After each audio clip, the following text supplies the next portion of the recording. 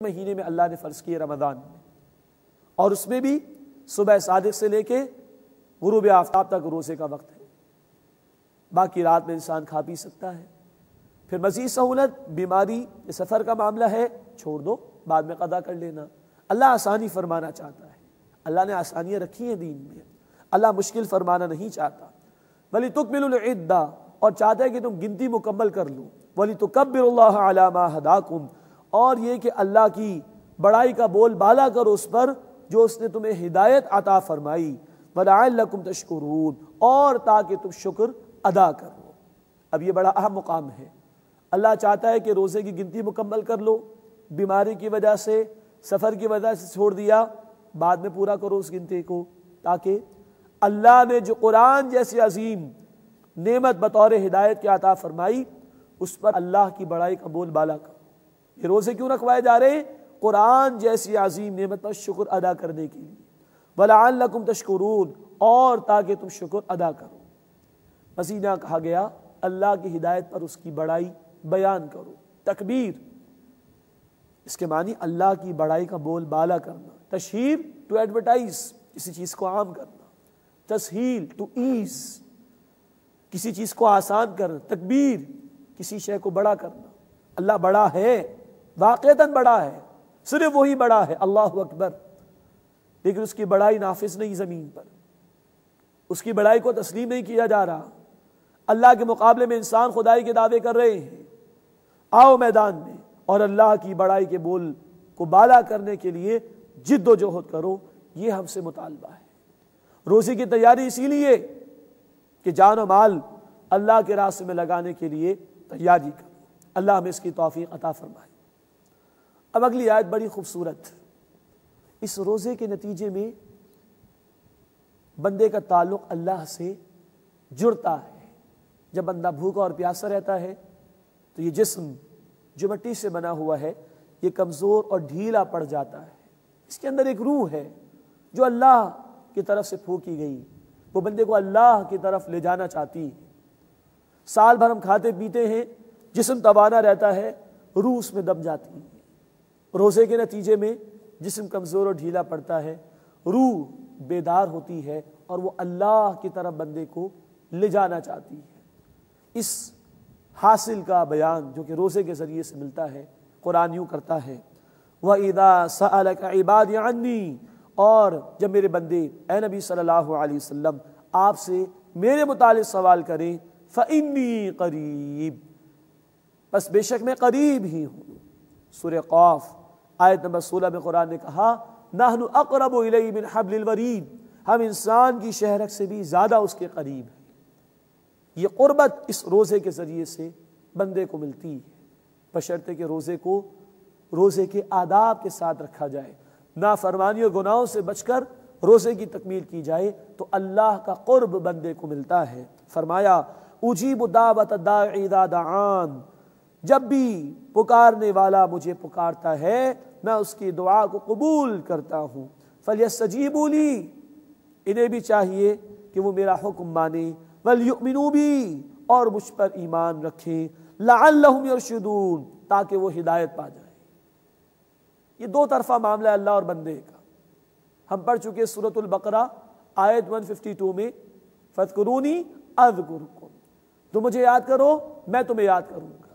یہاں کہا کہ اگر چاہتے ہو کہ میں تمہاری دعائیں قبول کر لوں تو میرے احکامات کو مانو، مجھے پر ایمان رکھو، مجھے سے توقعات وابستہ رکھو تاکہ وہ ہدایت پا سکے۔ تو اللہ قریب ہے، اس کے قرب کو محسوس ہمیں کرنا چاہیے۔ روزہ یہ مشق ہمیں کراتا ہے، اور تمام درمیانی واسطے وسیلوں کی اللہ نے نفی فرما دی۔ دین اینڈ دیر اللہ سے مانگو، اللہ فرماتے میں قبول کرتا ہوں، لیکن یاد رکھو اس کے احکامات کو تو مانو، اس پر ایمان تو رکھو، پورے یقین و کنوکشن کے ساتھ مانگو تو وہ تمہیں عطا فرمائے گا۔ لعلہم یرشدون، تاکہ وہ ہدایت پا جائیں۔ اس کے بعد روزے کے ضمن میں ایک دو مسائل کا بیان۔ احل لکم لیلۃ الصیام الرفث الی نسائکم، تمہارے لیے حلال کر دیا گیا ہے روزے کی رات میں اپنی بیویوں سے تعلق قائم کرنا۔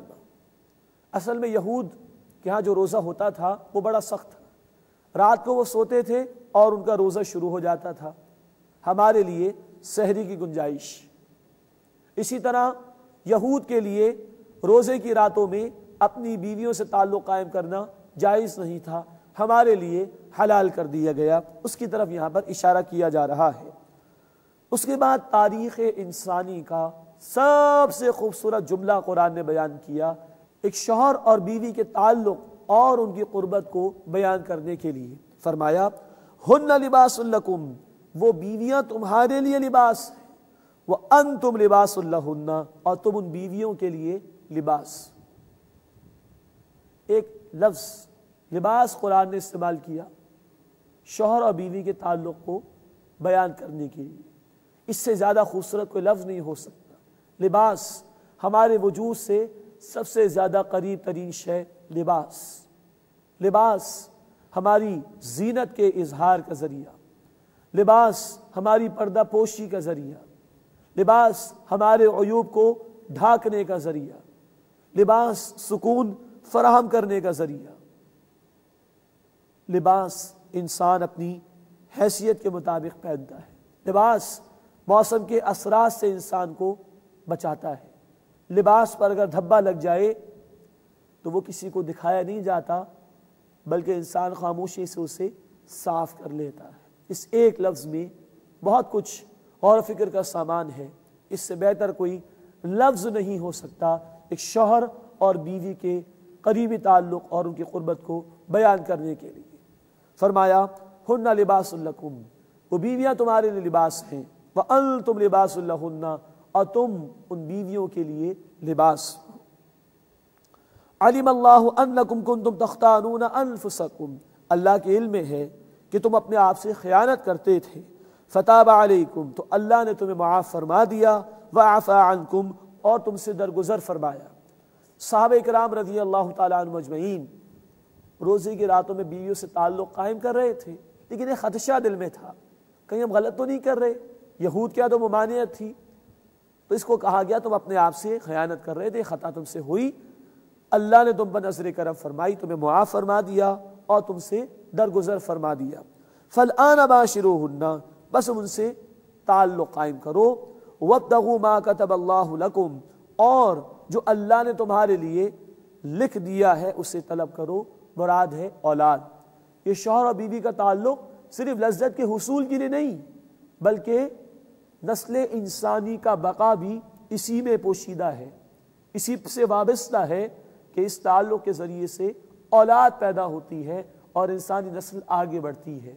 تو فرمایا وَابْتَغُوا مَا كَتَبَ اللَّهُ لَكُمْ، اور جو اللہ نے تمہارے لکھ دیا ہے یعنی اولاد، اسے طلب کرو، وَكُلُوا وَاشْرَبُوا، اور کھاؤ اور پیو، حَتَّى يَتَبَيَّنَ لَكُمُ الْخَيْطُ الْأَبْيَضُ مِنَ الْخَيْطِ الْأَسْوَدِ مِنَ الْفَجْرِ، یہاں تک کہ تمہارے لیے واضح ہو جائے فجر کی سفید دھاری رات کی سیاہ دھاری سے، مراد پو پھٹنا، صبح صادق کا طلوع ہو جانا، اس وقت تک کھا پی سکتے ہو۔